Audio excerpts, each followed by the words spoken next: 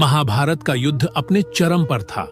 दिन प्रतिदिन हजारों की संख्या में सैनिक मारे जा रहे थे। युद्ध की भूमि वीरों के रक्त से लाल हो चुकी थी। और तब वो दिन आया जो इस युद्ध को उसके निर्णायक मोड़ पर ले जाने वाला था। महाभारत युद्ध का 18वां दिन, जब कर्ण और अर्जुन के बीच घनघोर युद्ध होने वाला था। वो युद्ध जिसकी प्रतीक्षा महाभारत की युद्ध भूमि कब से कर रही थी।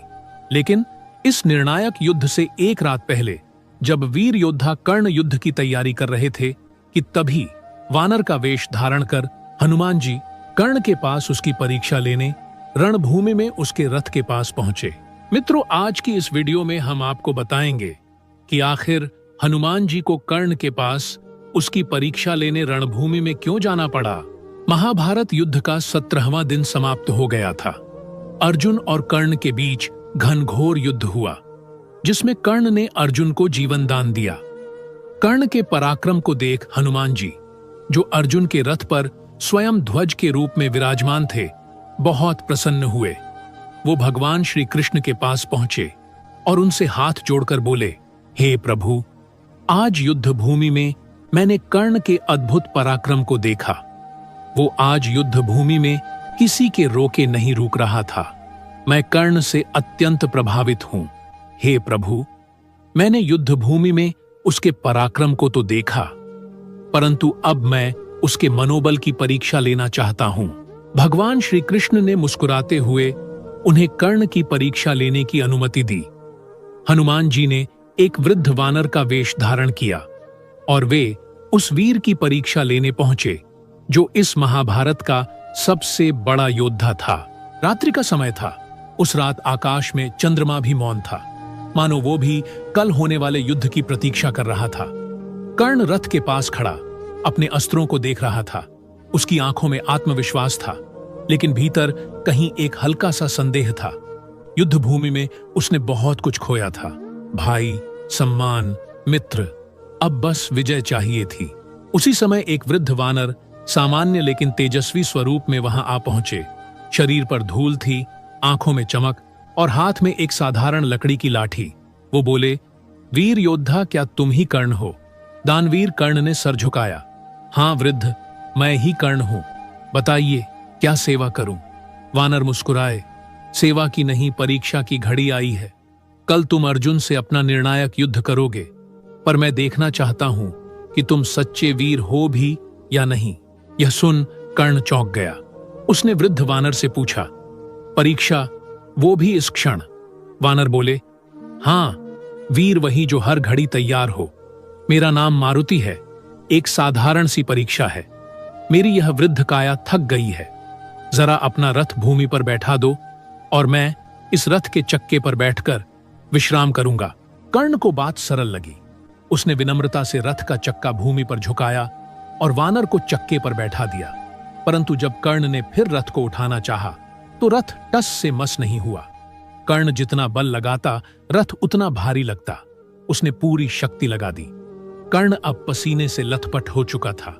वह थक गया था। उसने देखा, वो वृद्ध वानर मुस्कुरा रहे थे और फिर उनका स्वरूप बदलने लगा। उनकी काया विशाल होने लगी। मुट्ठियां वज्र जैसी, पूंछ आकाश तक उठी और आंखों से तेज निकलने लगा। कर्ण आश्चर्यचकित रह गया, क्योंकि सामने खड़े थे महाबली हनुमान। कर्ण ने विस्मित होकर हाथ जोड़े। प्रभु, यह क्या लीला थी? हनुमान बोले, कर्ण, मैं तेरा मनोबल देखने आया था। ये युद्ध केवल अस्त्रों से नहीं, आत्मबल से भी जीता जाएगा। आज तू हार गया, क्योंकि तेरे भीतर संदेह है, अपने अस्त्रों पर, अपने भाग्य पर, अपने धर्म पर। कर्ण ने सिर झुकाया। लेकिन मैं तो सदा धर्म के लिए लड़ा। फिर भी मेरी निष्ठा पर प्रश्न क्यों? हनुमान का स्वर गंभीर हुआ। तू वीर है, इसमें संदेह नहीं, पर जब तू अधर्म के साथ खड़ा होता है, तब तेरा बल भी तुझसे विमुख हो जाता है। अर्जुन के रथ पर मैं स्वयं ध्वज के रूप में हूं, पर आज मैं यहां तेरे समक्ष आया हूं। मैंने आज रणभूमि में तेरा पराक्रम देखा। तू महावीर है, तू योग्य है। अगर तू अपने संदेह को त्याग दे। कर्ण की आंखों से आंसू निकल पड़े। उसने करुणा भरे स्वर में पूछा, हे भगवान, क्या कोई उपाय है कि मैं कल के युद्ध में धर्मपूर्वक युद्ध कर सकूं? हनुमान जी ने उत्तर दिया, तू बस सत्य के साथ खड़ा हो जा। युद्ध तुझे चुन चुका है। अब तुझे यह सिद्ध करना है कि वीरता, दान और धर्म तीनों एक योद्धा में साथ हो सकते हैं। इतना कहकर हनुमान अदृश्य हो गए। परंतु कर्ण के भीतर कुछ बदल चुका था। उसका सिर ऊंचा था, आंखों में संदेह नहीं बल्कि एक अद्भुत शांति थी। अगली सुबह जब कर्ण और अर्जुन आमने सामने आए तो कर्ण शांत था। उसकी आंखों में कोई घृणा नहीं थी, केवल वीरता की ज्योति थी। वह जानता था कि परिणाम जो भी हो, अब वह सच्चे धर्म से लड़ेगा। और जब उसका रथ फिर भूमि में धंसा और उसने शस्त्र उठाने से पहले सूर्य को देखा तो मानो हनुमान की वाणी फिर गूंज उठी, वीर वही जो धर्म से डिगे नहीं, मृत्यु आए या विजय, संकल्प अटल हो। यह कहानी हमें सिखाती है कि बाहरी बल जितना भी हो, आत्मबल और धर्म के बिना वह अधूरा है। हनुमान जी जैसे देव भी केवल उसी की सहायता करते हैं जो भीतर से सच्चा हो। तो दोस्तों, ये था कर्ण और हनुमान जी के बीच हुआ आखिरी संवाद। आशा करता हूं आपको आज की वीडियो पसंद आई होगी।